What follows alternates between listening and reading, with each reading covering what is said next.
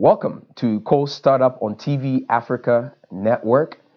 The purpose of this show is to inspire, educate, and allow our audience, really motivate our audience to start businesses here, right here in Columbus, Ohio. In fact, behind every successful business owner is a story of how the owner started up, climbed up the various ladders, overcame difficulties and challenges on their way to being successful. Today, we are lucky to have with us Dr. Ebenezer from Technology for the Poor, and we will be chatting with him at length about his story. So thank you once again and welcome, Dr. Ebenezer. Can you tell our audience a bit about who you are? Well, I am a retired professor. I came to this country, United States, from India some 48 years ago. Wow. As a young graduate student. I finished my PhD in engineering. Actually, my specialty was rocket propellant combustion. Okay. And then I thought, how is my work going to affect the poorest of the poor or the ordinary person? So I didn't pursue my career in that area, but then I started teaching at various universities. At the same time, I was thinking of helping the poor farmers, to begin with in India, who own about 2 to 5 acres of land. Although there are a lot of people who give them knowledge and support in agricultural techniques, the processing area was done mostly with their own bodies or hands and feet and so on. Right. For example, the rice threshing is a very, very tedious process. Okay. They have to lift up the sheaves above their head and then bring it down to the hard floor. Right. And that repetitive action goes on for several hours.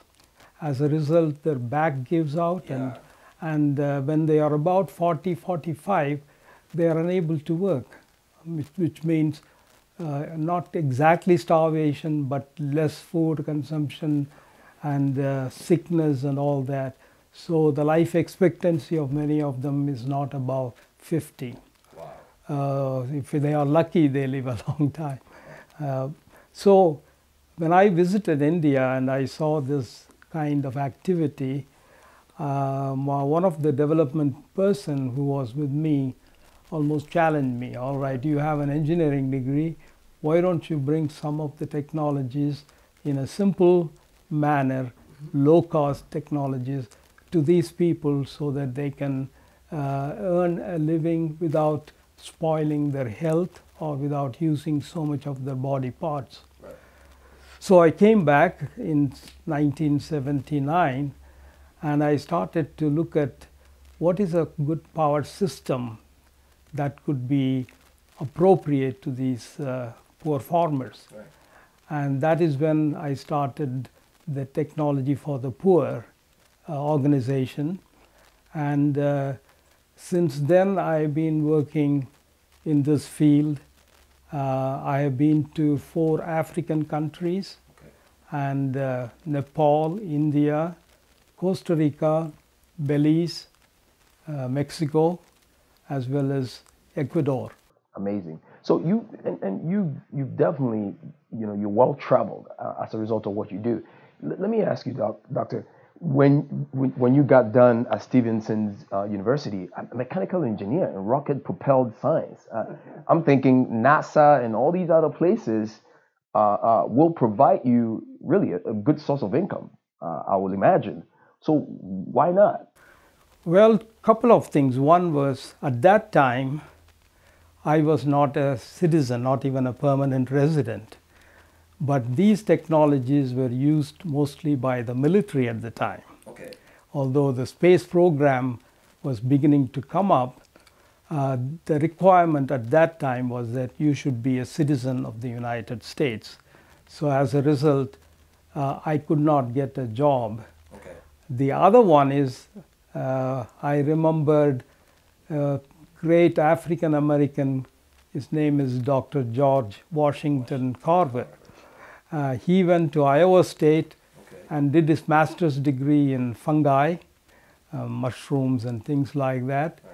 And when he was climbing up the ladder to do his PhD, he got a call from Booker T. Washington of Tuskegee Institute at the time. And Booker T. Washington wrote him and said, why don't you come and help your own people? So he left a good career there and went to Tuskegee and did marvelous things with agricultural technology, especially the processing. For example, he invented 300 products from peanut, more than 300, yes. Wow. And the sweet potato is another one, and soybeans, and I can go on and on. He was credited with making these veggie burgers. Veggie burgers with the soybean, peanut, and things like that. Only now it's getting picked up. So he has been my inspiration in that why don't I do like him, that is to work for the benefit of the poor farmers, first in India, and then I expanded it to the entire world, especially the low-income world. Right, and that is amazing, because again, here you are, you're out of university, you are a mechanical engineer. So in some ways, yes, citizenship was required in order to pursue what you really wanted to do, but you were provided another platform, giving what you learned about Booker T, about Washington Carver. So I definitely appreciate that story. And when you were talking about what got you started, you did mention when you visited India and you saw what the people were going through, that also served as motivation for you to pursue that particular line of business. Can you expand on that a little bit? Well, the thing is, I looked at the people who suffer, and not many universities are focusing their research or other things on those people. It's for the middle income farmers or very rich farmers, because they have to use expensive equipment, expensive fertilizers, and so on. And I have been brought up in India with my Christian faith, which really teaches me that whatever you are doing to these least of my brethren, you have done unto me. And that has been my motivation to do something for the least of the brethren. That is incredible, because again, looking at that environment, I'm pretty certain that a lot goes on that is not quote unquote middle class. A lot goes on at that grassroots level.